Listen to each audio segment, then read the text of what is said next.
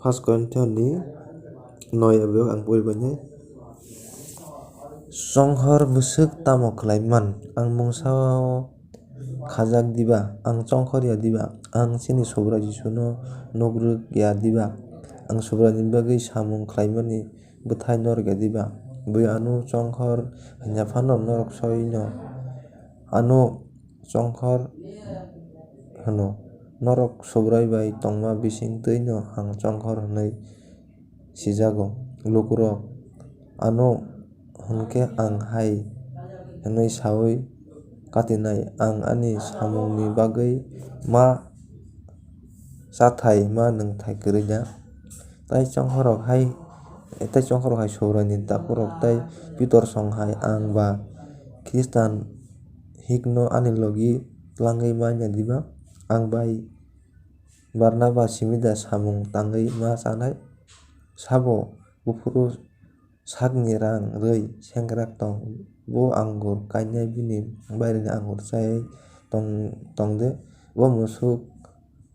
ngwrwknai bini musukni dudh nwngyai tongde ang bohrokni tongmung chamung no phunugwi sanna nangya kerong no bo abo haino tongo chwng musini kerongo o kokno porikha mai napphuru musukno kapai ta khadi hwnkhe kaido musukni bagwi no dakha suk bagwi no dakha suk kok samani abo chwngno hwnma kwlaiya diba abo chini bagwi no saijago al chuai naisa bai mai ranaisa bohrok khoroknwi no mai mannani hwnwi no samung tangnai chwng norokni bwkhani bagwi se bwchwlwi sarok chwng norokni aroni swngcharni manwi rakkhe belai da wng buise norokni aroni bo twirok manwi mankhe chwngse manthai tongkukla tamokhe chwng abo twi manthai tongmatwi nailiya abo hai wngnai Kristoni kothoma kaham kachukjakya twikhe chwng bebakno no soikha norok sawi manya na noktharo samung tangnairok noktharni no chanani mano hayao ratharnairok khe o ratharmani aroni banta abo hai kheno kothoma kaham pirnairok borok abo bai no chathang hwnwi sobrai sawi kwlangkha tamokhe ang bo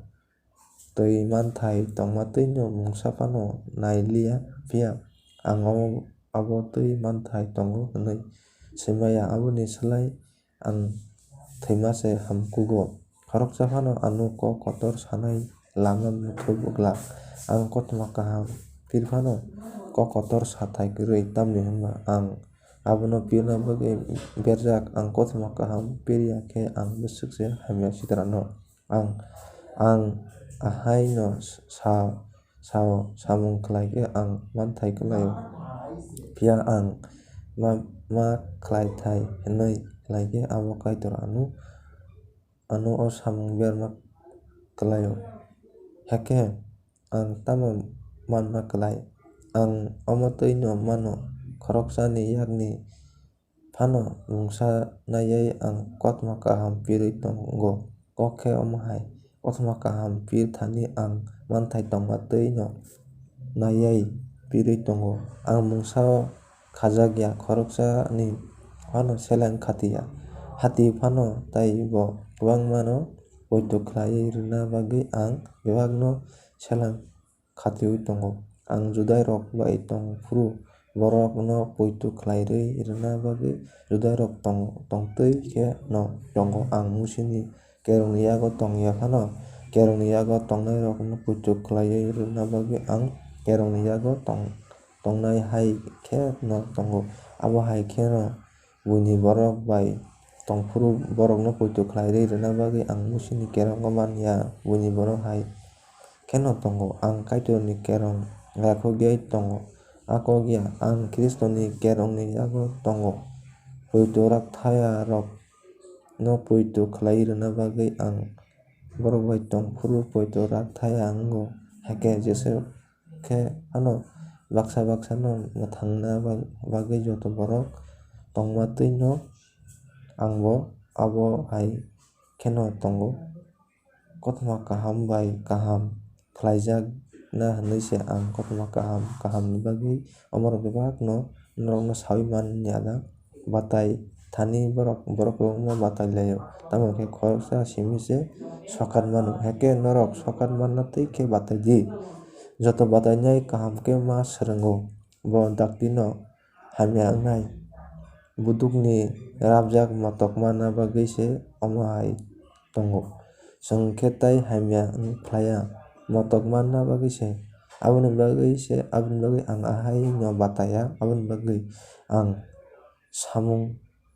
thwngnai hai yamasung thwngnai hai ahai no yamasung rwya buino faidi batai di hwnfano ang khibijakya twi ang ani sago yamasung kwrak khlai ani muchung twi kwlai tono.